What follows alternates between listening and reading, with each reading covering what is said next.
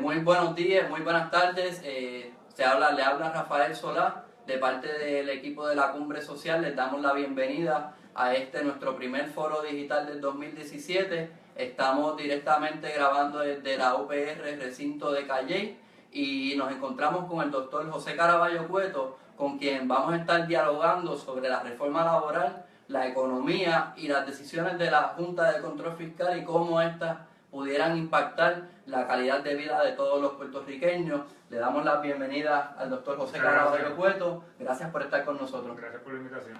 Vamos directamente para las preguntas. Doctor, ya aprobada la reforma laboral, ¿cuál según su análisis son los principales puntos de esta medida y si ha podido identificar alguna cláusula que usted entiende sea beneficiosa para la clase trabajadora del país?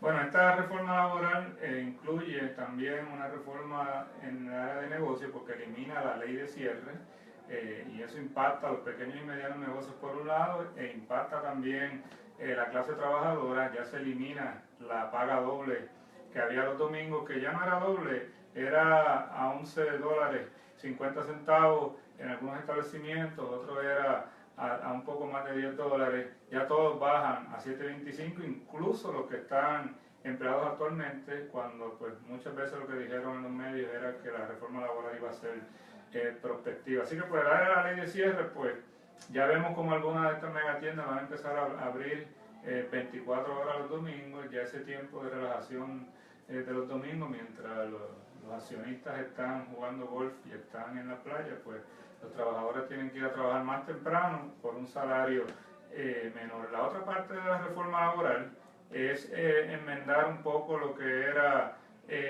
cómo se calcula las horas extras. Ya pues no va a ser en base a 24 horas. También está el otro aspecto del despido injustificado, que también un poco se flexibilizó. Y otras disposiciones que no van dirigidas a crear empleos, sino dirigidas a aumentar la ganancia a muchas de estas corporaciones que han tenido pérdidas o están ganando menos durante esta crisis. Ciertamente, en este debate de la reforma laboral, habían dos argumentos principales. Los que estaban a favor argumentan de que esta medida ciertamente va a traer nueva inversión, que va a posibilitar la posible reclutación de nuevos empleados, pero por el otro lado los detractores de la medida argumentan que primeramente no hay ni un estudio que justifique esos resultados y que ciertamente esta ley está dedicada a incentivar multinacionales y negocios que contratan básicamente por part-time a sus empleados. ¿Cuál es su lectura desde esas posiciones? Bueno, si la ley se hizo buscando beneficiar las megatiendas y los restaurantes de comida rápida, pues en ese sentido es completamente absurdo porque tú no incentivas algo que no es bueno para el país. Una megatienda que se lleve el dinero de Puerto Rico, se lo lleve inmediatamente por las tardes fuera de Puerto Rico, ya deja de circular en Puerto Rico, ya deja de impactar nuestra economía. Igual con la restaurante de comida rápida, que se pasen por sí solos, tú no tienes que hacer la vida más sencilla. Ahora, por el lado de inversión que pueda venir de afuera, inversión buena que viene siendo en el área de la manufactura, pues si se hubiese necesitado algún acuerdo en particular, pues se hubiese hecho como se hizo con el enclave aeroespacial que está en Aguadilla, que Lufthansa, por ejemplo, buscó un ajuste en cómo se iban a calcular las horas extras, pero hacerlo a través de toda la economía, afectar a todas las personas e incluso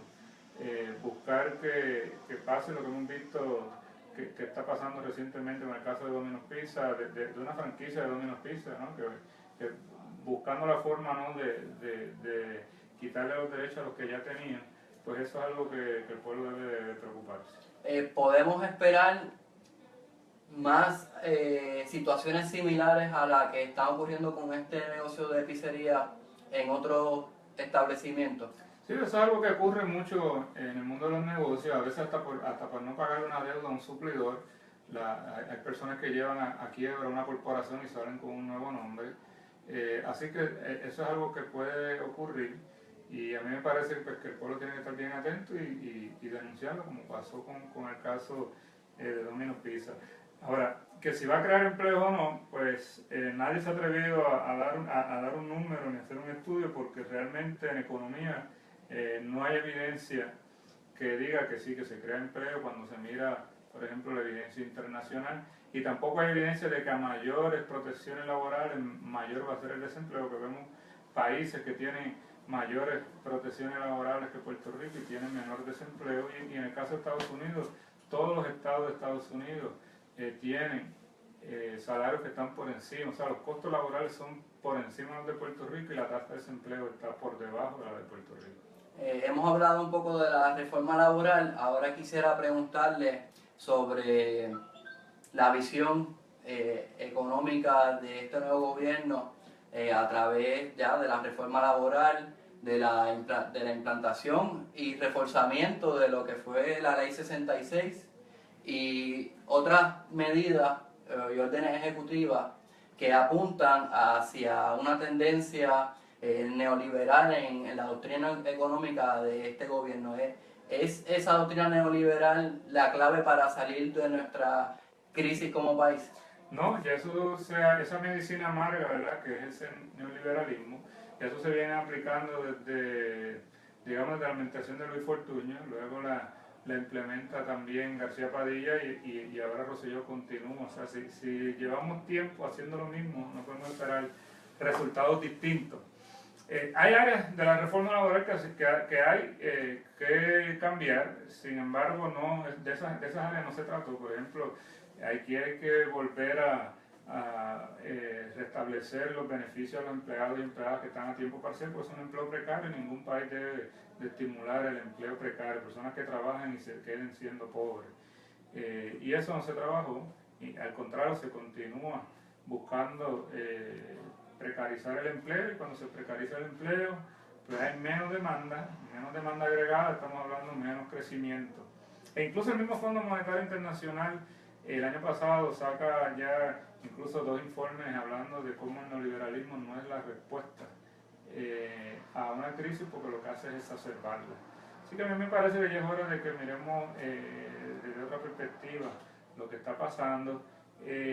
Y claro que hay espacio para lograr eficiencia, pero eficiencia no es lo mismo que austeridad, y tenemos pues que dirigirnos a buscar eficiencia despolitizando agencias, moviendo el personal que haga falta en las áreas críticas, como por ejemplo el Departamento de Hacienda, eliminando subsidios inservibles que se le están dando a muchas compañías en Puerto Rico, que son incentivos que no se dirigen a crear empleo, sino a crear un mantengo corporativo.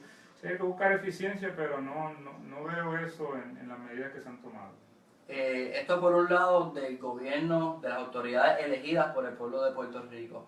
Por el otro lado tenemos la sombra de la Junta de Control Fiscal, cuyo pleno se celebró el pasado sábado. ¿Cuáles son sus reacciones a ese encuentro? Y si piensa que ya con el nombramiento de un director, aunque es un director interino, se puede prever una mayor intensidad en los trabajos de la Junta de Control Fiscal sobre el gobierno de Puerto Rico. Sí, si a alguien le queda duda si la Junta de Control, pues ya se ve claramente en las reuniones que ha establecido, cuando el gobierno electo dice pues, que quiere cuadrar el presupuesto de una forma dada y paulatinamente, y la Junta le dice que no, que lo vas a hacer inmediatamente. Estamos hablando de que en 1 o 2 años tienes que cuadrar el presupuesto a través de unas medidas muy drásticas, y cuadrar el presupuesto incluyendo el pago de la deuda. Así que yo lo que entiendo es que sí se va a intensificar con este director ejecutivo, y me parece importante que las personas sepan que la Junta de Control Fiscal también está excediéndose en lo que son sus facultades. Digamos que la Junta se supone, si uno lee la ley promesa, que se dedica a trabajar con lo que son la reestructuración de la deuda y buscar la sustentabilidad del fisco, del presupuesto. Pero vemos, por ejemplo, hace 1 mes y medio que recetaron la reforma laboral, recetaron que se desreglamente la permisología de los negocios, ¿verdad? Y hablando un poco que no se deben proteger los pequeños y medianos negocios, y hablando también de que hay que cambiar la política social en Puerto Rico, entiéndase las ayudas a los pobres, porque dice que eso causa desempleo. Así que vemos cómo los tentáculos de este pulpo llamado Junta de Control Fiscal se han extendido incluso más allá de lo que dice la ley, y un poco está siendo incluso más conservadora que el mismo gobierno conservador que se eligió en Puerto Rico. Hemos tocado tal vez las alternativas que ciertamente profundizarían la crisis. Ahora le pregunto como economista, ¿cuáles entonces podrían ser las alternativas o propuestas alternas para efectivamente lograr sacar a Puerto Rico de la crisis fiscal en donde se encuentra y a su vez potenciar un crecimiento de la economía que permita pues mejorar la calidad de la vida de todos los que residimos en esta isla? Pues hay muchas opciones, ¿no? Si pensamos fuera de la caja y vemos lo que ha resultado en otros países, pues por ejemplo podemos darnos cuenta de que si el gobierno federal quisiese, pudiésemos refinanciar la deuda a través de lo que se llaman los bond Brady, que lo hizo hace poco con Túnez y lo ha hecho en el pasado Estados Unidos, donde se refinancia una deuda vieja con tasa de interés alta a una tasa de interés baja, porque el Departamento del Tesoro de Estados Unidos pues lo endosa. Eso por el lado desde el gobierno federal, de la ayuda que se debe estar solicitando al gobierno federal. Por otro lado, a nivel local, tenemos que apostar de una vez por todas a lo que es el empresariado local, y esto lo podemos hacer todos. Si nosotros y nosotras que compramos y consumimos en el país, la mitad de nuestras compras fuesen a pequeños y medianos negocios, automáticamente se crearían 24.000 empleos. Eso lo pueden ver en un artículo que escribí en Perspectiva en mayo de 2016. Si las universidades, por ejemplo, aquí mismo, esta Universidad de Puerto Rico, al igual que las universidades privadas, le dieran más asesoría a todos estos negocios que se están creando, y sobre todo los negocios que ya están existentes, pero que están en un nivel subdesarrollado, que no están bien, no han alcanzado su potencial, no conocen bien de mercadeo, las ayudáramos desde las universidades, desde las facultades, sobre todo de administración de empresas, que se concentran mucho en las multinacionales, también pudiésemos lograr que se modernicen y lograr una cultura de exportación que hace falta en Puerto Rico. Y desde el gobierno necesitamos hacer varias cosas, y para eso pues nosotros tenemos que presionar, necesitamos que se audite la deuda, para saber la deuda que es ilegal, y esa deuda que es ilegal o ilegítima, aplicarle un recorte severo, como se hizo en el caso de Detroit, que se le recortó 70% en la deuda ilegítima. Tenemos que buscar que el gobierno proteja a los pequeños y medianos de Puerto Rico y ¿verdad?, establezca como un disuasivo que cualquier empresa que esté recibiendo exenciones del gobierno y no esté creando empleo, se le quite. ¿No? Eso ayuda al fisco, a la vez que le pone presión a las compañías para que creen empleo. Así que lo que tenemos que hacer es lo que han hecho los países que han salido de la deuda exitosamente, y no continuar con lo que ya incluso el Fondo Monetario Internacional, que era la sede de la derecha a nivel internacional, ya rechaza, que son las medidas de austeridad. La austeridad, entiéndase, el recorte del presupuesto, y las medidas neoliberales. Ya para terminar, quisiéramos que le envíe un mensaje a las miles de personas que estoy seguro que van a ver este programa sobre cuál debe ser nuestro rol de la ciudadanía en este contexto de crisis fiscal, de incertidumbre, pero también de oportunidades. Tenemos que manifestarnos y dejarnos sentir, a veces con simplemente firmar que se audite la deuda. Hay una petición a través de internet, eso es una forma de movilizarse. Hay que salir del confort de las casas y salir a protestar. Tenemos también que apoyar lo que es el comercio local y los productos hechos en Puerto Rico, los productos agrícolas y manufacturados también en Puerto Rico, para que ese dinero se quede circulando en la economía. Todas las personas que cogemos vacaciones, en vez de salir hacia afuera, pues quedémonos este año en Puerto Rico y gastemos en la economía local. Ahorremos, ¿no?, porque tenemos una crisis de gran envergadura, y tenemos que estar preparados para cualquier eventualidad, y si no ahorramos nos pueden desahuciar, nos pueden quitar nuestras casas, nuestros hogares.